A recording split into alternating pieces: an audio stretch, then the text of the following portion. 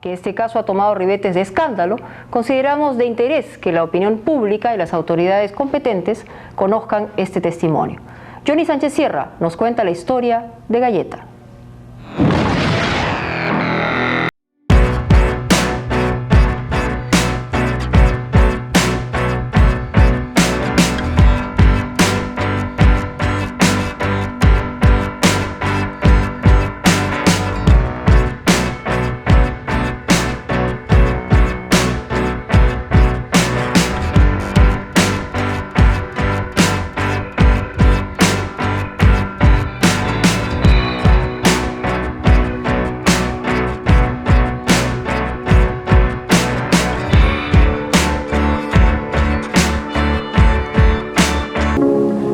No tiene partida de nacimiento, ni libreta militar, ni electoral. Tiene en cambio 21 años, 2 de los cuales los ha vivido en una prisión. Su verdadero nombre no tiene importancia. Básteles con saber que a causa de los hoyitos que una varicela le dejó en el rostro cuando era niño, sus amigos le pusieron un curioso sobrenombre, Galleta. Me parece muy bien que Johnny Sánchez Sierra, ¿no? mi Salieri, también trate pues de ir y hurgar en mi vida y entrevistar a Galleta. Galleta es el apelativo del ex Pirañita que le permitió al periodista Humberto Ortiz Pajuelo ingresar con fuerza al submundo de los niños de la calle. Galleta fue la llave maestra que le permitió a Ortiz conocer de cerca a los personajes más pintados de la miseria infantil. Allí donde Galleta prestó sus servicios de intermediario, como consta en el expediente Ortiz que salió a la luz en el verano del año 2000. Y bueno, eso pasó hace 2 años y medio. ¿Algo más ha ocurrido 2 años y medio después para que esto vuelva a las primeras planas? No. ¿Hay algún nuevo testimonio? No. ¿Hay alguna nueva investigación? No. ¿Han entrevistado siquiera a uno solo de los protagonistas? Entonces yo ya saqué mi conclusión. Él para qué me decía que traiga amistades. Era para que tengan relaciones entre ellos. Pero yo nunca pensé que él agarraba, ¿me entiendes? Después de que el muchacho terminaba, le tocaba a él. O sea, yo nunca se me entró en la cabeza eso a mí.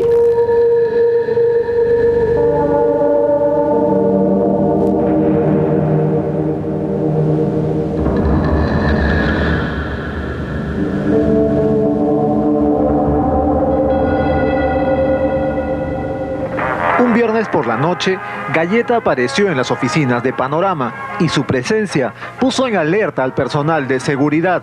No era para menos, el aspecto que lucía no era precisamente el de un ejecutivo. Llegaba luego de haber caminado 3 horas desde el penal del Lurigancho. Faltaban escasos días para la Navidad de 1995. Galleta había purgado condena por robo calificado en diciembre de 1994. Era su segunda salida del penal del Lurigancho.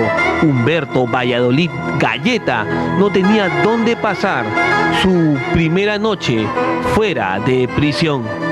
Ahora, después que te bañes y te cambies de ropa, supongo que te gustaría comer algo. No va a ser claro, pero puedo comer algo. ¿Por ejemplo? Cualquier cosa, lo que sea comida. ¿Pero qué te provocaría, por ejemplo? A ver, vamos a ir a una pollería. Un pollito broste. Claro. Humberto Valladolid Galleta se reencontraba después de 2 años con el periodista Ortiz. Ellos se conocieron en mayo de 1993 cuando Galleta debutó en la pantalla de Panorama denunciando el maltrato del INAVIF en Maranguita. Ahora Mascota se encuentra aquí. Su vida, que transcurrió entre Maranga y la Plaza San Martín, terminó a los 17 años, cuando un policía le disparó un balazo en el corazón por haberse robado una casaca. Aquí, frente a su tumba, cabe preguntarse, ¿sirve para algo la reeducación? Él me llevó a ubicar una vez en la Plaza San Martín, ¿no? Y me hizo una entrevista en el cementerio de Los Sauces, donde supuestamente fuimos a ver a un amigo que le decían Mascota, ¿no? Que murió de un tiro en la cabeza, ¿no? En la Plaza San Martín. Claro que no todos los exinternos de Maranga mueren tan precozmente. Muchos de ellos siguen con vida, como Munra, por ejemplo. ¿Piensas que te sirvió para algo haber estado en Maranga? No, porque es igual nomás. Si Maranga no es tan correcto como yo. Porque yo salí y seguí lo mismo, ¿no? En aquella oportunidad, Galleta se hizo llamar Munra. Este sería el primero de varios reportajes en los que Galleta ayudó al entonces periodista de Panorama. ¿En qué momento tú ya tomas una relación más amical con el señor Ortiz? Cuando él un día me va a buscar a la Plaza San Martín, me encuentra y, o sea, me invita a comer, ¿no? Me invita a comer en su casa, estuvimos en su casa, pero de los cuales que él quería que yo me quede en su casa, ¿no? ¿Para ¿No? qué? O sea, quería que yo me quede para que lo ayude a limpiar, esas cosas, ¿no? ¿Me entiendes? Total que él crea una mentira, ¿no? De su papá. ¿Por qué? Porque sabían que su papá sabía. ¿Por qué? Porque cuando yo llegué ya habían, o sea, despegado de su casa 2 muchachos. Entonces que llegue el tercero, porque a su papá no le gustaba la relación que había entre, o sea, muchachos que vivían en la calle y jóvenes que hacían un montón de cosas en la calle, ¿me entiendes? ¿Tú cuántos años tenías más o menos? Tendría 16 a 17 años. Según el relato de Galleta, él no fue el único chico de la calle que vivió bajo el mismo techo de Humberto Ortiz. Otros muchachos le pidieron a Galleta conocer al periodista que defendía los derechos de los niños desvalidos. Entonces, como yo paraba tomando con Beto y siempre nos íbamos a comer por ahí, él me dice, ¿por qué no lo traes a tus amigos un día? Ya. ¿Me entiendes? Y para hacerle un reportaje. Entonces hicimos ese reportaje acá atrás nomás del parque, ¿me entiendes? Acá atrás hay un parque. Galleta participó en varios reportajes de Panorama producidos por Humberto Ortiz: La fuga de Maranga 1993, Niños de la calle, El caballero princesa, entre otros. Es allí que Edwin García Grandes, el general, buscó el primer contacto con Ortiz. Hicimos el reportaje, ¿no? De Niños de la calle. Donde el ¿Tú ya habías vivido en su casa? Ya, yo estaba en su casa. Humberto Valladolid dice haber vivido en la casa de la familia Ortiz Pajuelo en San Borja por varios meses y afirma que en esa convivencia fue testigo y protagonista de muchas cosas. Bueno, primero te voy a contar cómo llegó el primero. Como yo tenía un sueño, o sea, no me gustaba que me molesten. Un día yo estaba descansando, escuchando un Goldman, porque él me compró un Goldman. Estuve escuchando Goldman, una cinta que él me regaló de Tracy Chapman, todavía era la cinta. Buena música todavía escuchaba, ¿entiendes? Entonces, ¿qué es lo que pasa? Que él llega mareado de una reunión de aquí, que hubo en el canal, me contó que había una reunión, que esto, que lo otro. ¿Entiendes? Ya. Total que como estaba medio sazonadito, me comienza a explicar que la vez pasada, que una noche había venido, había abierto mi puerta de mi cuarto y había entrado y que me estaba levantando. Y yo le pregunté, ¿para qué me estaba levantando? No, que mira, amigo, que todavía no se manifestaba que era una señora, ¿me entiendes? Ya. Pero yo en ese tiempo, como ya vivía una vida desordenada en la calle, y ya le comencé más o menos a autoanalizarlo, todos sus aspectos, en el momento que estaba ebrio, ¿no? Porque ya se soltaba y todas esas cosas. ¿Me entiendes? Sí, te entiendo. Entonces, ¿qué es lo que pasa? Que agarra y me dice que por favor, mira, que somos amigos, yo te voy a dar de todo y yo quiero que esto quede entre nosotros dos, que esto que lo otro. Y le digo, ¿qué pasa? Dime la verdad, ¿qué pasa? Tú eres mi brother, Betito, tranquilo, nomás. ¿Me entiendes? Sí. Total que ese rato rebotó. Me dijo, si te molesta, no quisiera que te vayas, no te molestes, por favor, que esto que el otro. ¿Cuánto tiempo tenías ya en la casa? Ya he tenido más de 2 meses, 3 meses ya. Hasta que después de esa ya que se me quiso derretir ahí el hombre, ahí el varoncito este, ¿me entiendes? Agarró y ya me invitó a su cuarto, ¿no? A tomar vodka, su trago preferido, ¿me entiendes? Su vodka con sus hielitos, su cosita, ¿no? De lo cual una botella entre 2 personas, imagínate, una botella entre 2 personas y con la justa de gaseosita, mamá, eso te ponía mal, pero, ¿me entiendes? Ya. Entonces, de lo cual ya comenzamos a tomar en su cuarto y todas esas cosas. Según Galleta, él no era el único joven de la calle que pasaba largas horas en la casa del periodista.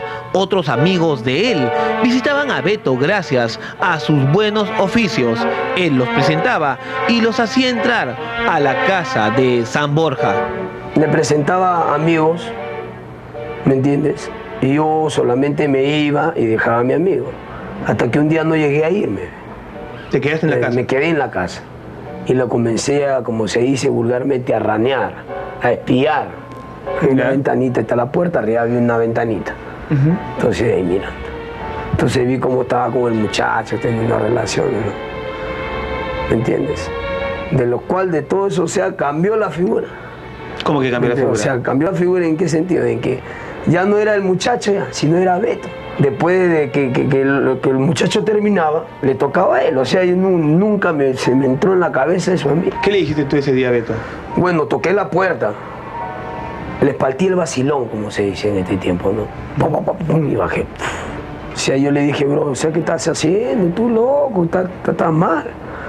No, pero escucha, tú no te preocupes, no digas nada, que yo... Siempre me tenía que agarrar y darme lo justo y necesario para mi bolsillo.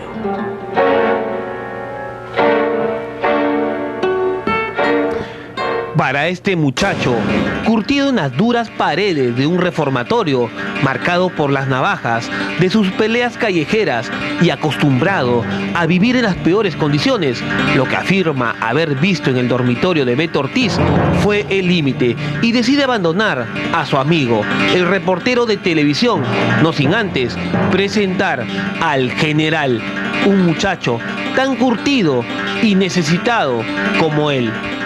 Yo lo ayudaba y veces a Beto a conectar la BTR y todas esas cosas, ¿me entiendes? Entonces el general se quedó asombrado, no, él me está ayudando, que yo estoy en su casa, le dije. ¿Cuándo me lleva? Entonces yo le hablé con Beto y ya tráelo. Entonces yo se lo presento al general. Era 1993 y Edwin García Grandes, el general, pasó a ocupar el lugar que dejó su amigo Galleta en la casa de Beto Ortiz, mientras Galleta ingresaba por primera vez al penal de Lurigancho, acusado de robo agravado. Coincidentemente, se desata una guerra sin cuartel entre la organización no gubernamental Generación, regentada por la psicóloga Lucy Borja, y el programa dominical Panorama, representado por el reportero Beto Ortiz. Esta casa, que debía ser un instituto de rehabilitación de menores abandonados, muestra más bien una terrible realidad. 2 adolescentes y un niño de 9 meses infectados con el SIDA y un adolescente paralítico. ¿Qué ocurre al interior de este inmueble? El periodista, en varios reportajes espectaculares, denunciaba supuestos maltratos, vejámenes y abusos a los niños y adolescentes que vivían en Generación, responsabilizando a Lucy Borja y sus directivos, mientras que la psicóloga, en su defensa, sostenía que solo se trataba de una campaña de desprestigio de inconfesables orígenes. 2 años después de aquella entrevista y luego de ingresar al Instituto Generación, donde debía ser rehabilitado, aparece hoy paralítico y en silla de ruedas. ¿Por qué? Hoy, por confesión del periodista en cuestión, Se sabe que se trató de un conflicto provocado por las pasiones y los celos que pueden desatar un triángulo amoroso que unió a Lucy Borja, Beto Ortiz y al general. Yo soy gay, tenía una pareja, que era un pata menor que yo, tenía 19 años cuando yo tenía 25. Con las revelaciones de Lucy Borja, la mujer que denunció a Beto Ortiz y que esta semana rompió su silencio después de 6 años, regresamos en la segunda parte de este reportaje. En ese momento yo lo que hago es despido a Beto Ortiz, le digo que no vuelva a venir, que no quiero verlo y que nunca se acerque a un niño, que por favor nunca se acerque a un niño de la calle.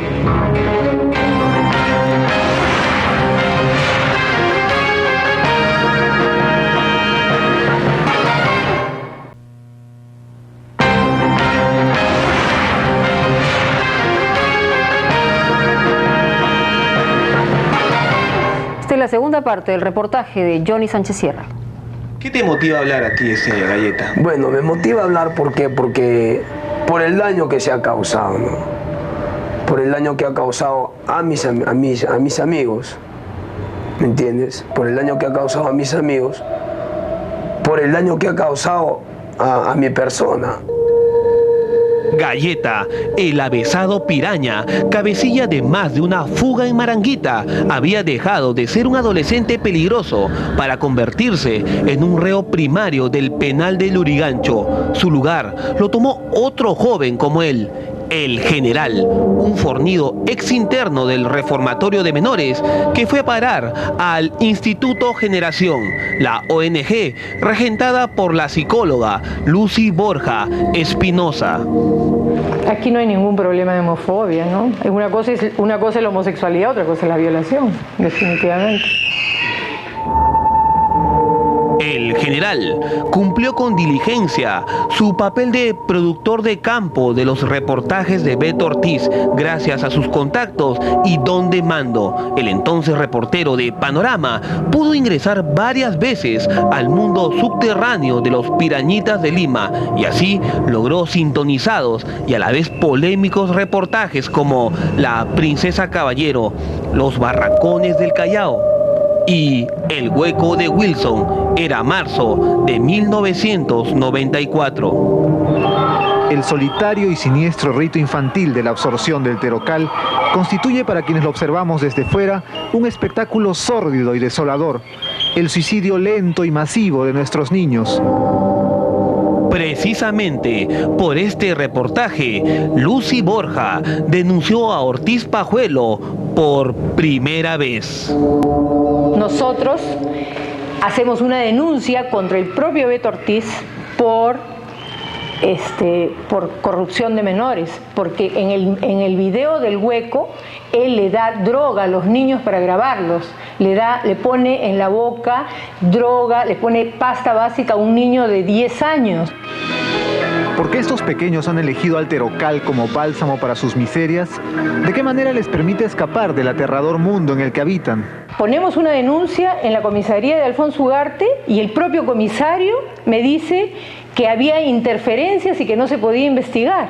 El propio comisario me lo dijo, o sea que habían ido gente del canal a apelar, a buscar las denuncias y que eso se iba a quedar en nada. Exactamente, el Flaqui. Anoche, después de 6 años de silencio, Lucy Borja, la apodada madre de los niños de la calle, la mujer que promovió una investigación penal contra el hoy conductor de televisión, rompió su silencio para decir toda su verdad en medio de este escándalo mediático por el llamado Expediente Ortiz. Que los chicos me dicen que después de las grabaciones, ¿no? Ellos habían estado, digamos, en cosas incorrectas, ¿no? Entonces, en ese momento yo lo que hago es despido a Beto Ortiz, le digo que no vuelva a venir, que no quiero verlo y que nunca se acerque a un niño, que por favor nunca se acerque a un niño de la calle. ¿Ya? ¿Por qué? ¿Por qué? Porque los chicos relataban violación de sus derechos por parte de él. Y entonces yo lo único que le dije fue: no quiero jamás que tú te vuelvas a acercar a un niño de Generación y no vuelvas a venir, porque ya en ese momento habíamos hecho 3 reportajes, ¿no? Y lamentablemente los chicos me relataban cosas tan terribles que lo único que yo reaccioné contra él.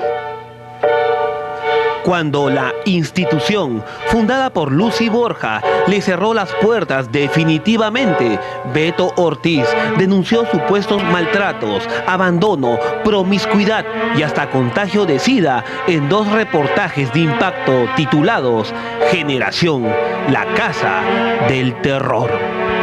Los niños supuestamente tutelados por Generación deambulan por las calles descalzos, sucios y desarrapados, exactamente como si estuvieran abandonados en la Plaza San Martín. Me comienzan a hacer provocaciones, ¿no? Entonces yo les dije, ¿no?, que si querían investigar a algo, o sea, que a mí me pidan una cita y que si querían investigar a alguien, por favor, que investiguen a Beto Ortiz, no a mí, ¿no? El caso de Edwin García Grandes, el general, avaliado por desconocidos en junio de 1994, fue incluido en la denuncia periodística de Ortiz Pajuelo en agosto de 1995 como una de las supuestas evidencias que, según él, ponían al descubierto el abuso y abandono del que eran víctimas los niños y adolescentes de Generación. Esta casa, que debía ser un instituto de rehabilitación de menores abandonados, muestra más bien una terrible realidad. 2 adolescentes y un niño de 9 meses infectados con el SIDA. Las denuncias públicas del ex reportero de Panorama hizo que las autoridades inicien una investigación a fondo de la entonces cuestionada ONG. La fiscal de menores, Isabel Mejía Cunovilla, acompañada de peritos y policías, ingresó a Generación. Llegó un fiscal con un séquito de 15 personas, hicieron la prueba de lisa a toditos los chicos de Generación, a todos, ¿ya? Y los resultados fueron que no encontraron ningún caso de SIDA, ¿ya? Y que todas las cosas que se habían planteado, ya había previa una investigación sobre la cuestión económica, sobre mi persona, y entonces todo era falso. Y por eso es que el fiscal manda un oficio a la Fiscalía Penal diciendo que, digamos, denuncia por falsedad genérica, por haber hecho una denuncia falsa contra Generación con el fin de desprestigiar Generación. Y eran 2 videos, porque a la semana siguiente él se consigue una persona, va a la municipalidad, les dice que había que cerrar esta casa porque los fiscales no sé qué, y viene la municipalidad a clausurar la casa falsamente para que él grabe. Incluso entra un policía acá que no era ningún policía de la jurisdicción, o sea, él arma todo, como decir, ya la casa se clausuró gracias a nuestro reportaje. Exactamente. Y después de varias semanas de indagaciones de la fiscal Mejía y su equipo, Beto Ortiz pasó de denunciante a denunciado. Un grupo de internos de Generación, a la cabeza de su ex colaborador, Edwin García, el general, le contaron a la fiscal que el reportero abusaba sexualmente de varios de ellos. La doctora Mejía encontró algunas evidencias que la llevaron a derivar la denuncia a un fiscal penal. Es ahí donde nace el hoy tan conocido expediente Ortiz. ¿Por qué no apeló? Porque políticamente nosotros no teníamos posibilidades, porque el gobierno necesitaba de determinada gente. O sea, en ese momento ellos estaban protegidos por el gobierno. Entonces nosotros no íbamos a ganar absolutamente nada. Pusimos esa denuncia, pero esa denuncia... Mientras Lucy Borja insiste en sus acusaciones contra Beto Ortiz 6 años después, el periodista, en una extensa crónica publicada esta mañana en el diario Perú 21, titulada Amores Pirañas, apostillas a mi vida secreta, confiesa que él y la señora Borja compartieron el amor del general y que los celos y revanchas desatadas por este triángulo amoroso, según él, fueron los detonantes para las graves denuncias hechas en su contra por la presidenta de Generación. ¿Qué piensa Lucy Borja de esta versión de Ortiz Pajuelo? ¿Usted se siente incómoda con los audios que se han escuchado en los últimos días? No, no me interesa. Las cosas se toman como de quien viene. Bueno, yo creo que el ladrón siempre juzga según su condición. Dos versiones diferentes y un solo expediente. Este parece ser el inicio de una nueva batalla legal que, por lo menos, la directora de Generación está dispuesta a librarla. Si yo veo una persona que es capaz, ¿no?, de seguir con una mentira, es capaz de seguir, digamos, agraviando a la gente, yo creo que sí, porque nosotros tenemos que preservar los derechos de los niños, tenemos que garantizar que los niños puedan vivir felizmente, nosotros no podemos permitir que haya gente que destruya la vida de los niños. Aquí no hay ningún problema de homofobia, ¿no? Una cosa es la homosexualidad, otra cosa es la violación.